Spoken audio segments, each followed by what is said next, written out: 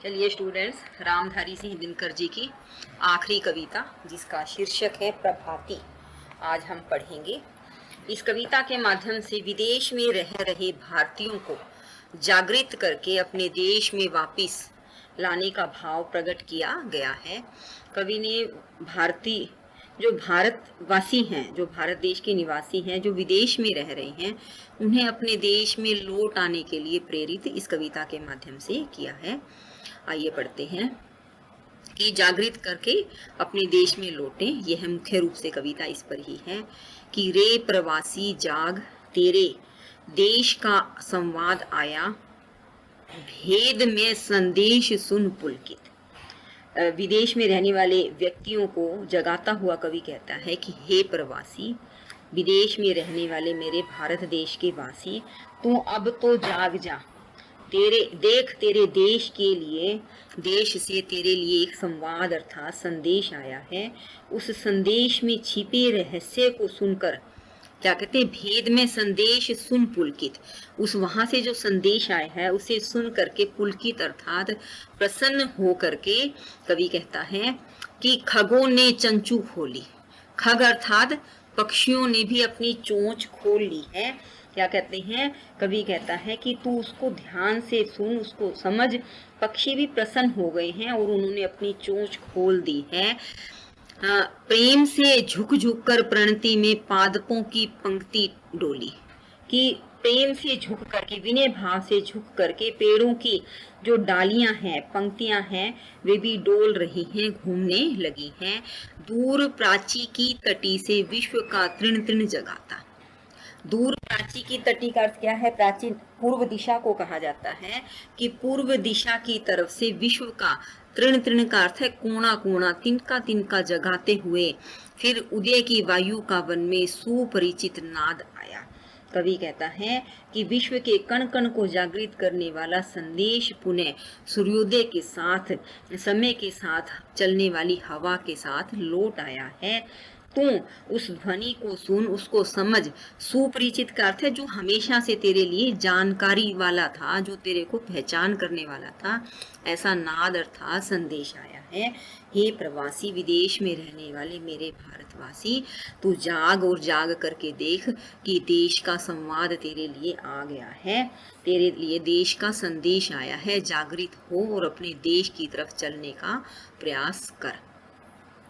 व्योम sir में हो उठा विकसित, अरुण आलोक शतदल, चिर दुखी धरनी विभा में हो रही आनंद विह्वल। अब कवि आगे कहता है अपनी बात को रखते हुए कि हे विदेश में रहने वाले मेरे भारतीय, देखो आकाश रूपी, व्योम सर का अर्थ है आकाश रूपी, सर का अर्थ है तालाब में सूर्य का प्रकाश, सूर्य का प्रकाश रूपी कमल विकसित हो चुका है। अरुण सूर्य को कहा जाता है, आलोक का अर्थ है प्रकाश, शतदल का अर्थ है कमल पुष्प, कमल पुष्प को शतदल कहा जाता है। व्योम का अर्थ है आकाश, सर का अर्थ है तालाब, अरुण का अर्थ है सूर्य और आलोक का अर्थ है प्रकाश, शतदल का अर्थ है कमल। अब कवि कहता है अपने भारतीयों को जगाते हुए कि आकाश रूपी तालाब में सूर्य का प्रकाश रूपी कमल खिल उठा, अर्थात सूर्योदय हो गया है, दिन निकल आया है। सूर्य की किरणों की चमक को देखकर चिर दुखी धरती आनंद में भाव विभोर हो गई है। आनंद विवल का अर्थ है भाव विभोर होना, धरती भाव विभोर हो गई है। चूम कर प्रति रोम के सिर पर चढ़ा वरदान प्रभु का, रश्मि अंजलि में पिता। अब कवि क्या कहता है कि तुम्हारे एक एक रोम छिद्र का चुम्बन करके भगवान का वरदान रूपी सूर्य का प्रकाश तुम्हारे सिर पर प्रकाश कर रहा है। चूम कर प्रति रोम के सिर, प्रति रोम का अर्थ है किनारा, उसके सिर को चूम करके भगवान का जो वरदान है, रश्मि अंजलि का अर्थ है अपनी किरणों रूपी अंजलि के रूप में तुम्हें परमात्मा जो है परम पिता परमेश्वर की स्नेह रूपी आशीर्वाद की वर्षा हो रही है। कवि कहता है कि सूर्योदय के साथ ही जो तुम्हारे परम पिता परमेश्वर है उनकी कृपा रूपी रश्मि अर्थात किरणें जो है स्नेह रूपी आशीर्वाद प्रदान कर रही हैं। हे प्रवासी तुम जागो, देखो तेरे देश का संवाद आया है। कवि अपने देशवासियों को जगाते हुए यह बात कहना चाहता है, सिंधु तट का आर्य भावुक आज जग मेरे हृदय में, खोजता उद्गम विभा का दीप्त मुख विस्मित उदय में। अब आगे कवि द्वारा से कहता है कि सिंधु समुद्र के किनारे रहने वाला भावुक आर्य अर्थात हे भारतीय तू जाग। सिंधु तट का अर्थ है समुद्र, सिंधु का अर्थ है समुद्र, तट का अर्थ है किनारा, के किनारे पर रहने वाले हे आर्य भावुक युवक, अब तुम जाग जा, जाग करके देख, आज जग तेरे हृदय में खोजता उद्गम विभा का, कि आज तेरे हृदय में चमक का स्रोत खोजता हुआ सूर्य का उदय होता हुआ चमकीला तथा हैरान कर देने वाला स्वरूप अपना स्थान बना रहा है। खोदता उद्गम विभा का, उद्गम का अर्थ है स्रोत, की विभा अर्थात प्रकाश का स्रोत खोजता हुआ आज तेरे हृदय के अंदर दीप्त मुख विस्मित उदय में उग रहा क्षितिज रेखा से अरुण उसके परे क्या।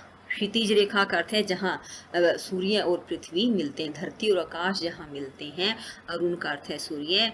तो कवि क्या कहना चाहता है, दूर क्षितिज पर उगते हुए सूर्य के परे मुझे एक भूला हुआ सा धुंधला देश जिसका नाम भारत है, आज न जाने क्यों मुझे याद आ रहा है। एक भूला देश धूमिल सा धुंधला सा मुझे क्यों याद आया। हे प्रवासी जाग, तेरे देश का संवाद है, तेरे देश का संदेश आया है। कवि कहना चाहता है कि जैसे ही सूर्योदय होता है तेरे हृदय में ही है वह प्रकाश जो है, सूर्य उसको खोजता हुआ हैरान बन करके अपना स्थान बना रहा है। दूर क्षितिज पर उगते हुए इस सूर्य के परे मुझे एक भूला हुआ सा धुंधला सा देश न जाने क्यों याद आ रहा है, जहाँ पर धरती और आकाश मिलते हैं। वहां पर क्या दिख रहा है उसे कि सूर्योदय के साथ ही उसे जब सूर्य उदय हो रहा है तो कवि को क्या दिखाई देता है कि एक धुंधला सा भूला हुआ सा उसका देश भारत आज उसे याद आ रहा है। हे मेरे प्रवासी भारतीय देख, तेरे लिए तेरे देश का संवाद आया है। कवि कहना चाहता है कि हे मेरे देशवासियों, अब तुम जागो और अपने देश की सुधि लो। जो तुम वहां रह रहे थे इतने समय से, अब तुम जो है उस देश के बारे में भी सोचो, उस तरफ जा करके लौटने के बारे में भी सोचो। संवाद का अर्थ है संदेश। वैसे आपसी बातचीत को संवाद कहा जाता है, लेकिन यहाँ पर कवि ने संवाद का अर्थ जो है संदेश बताया है।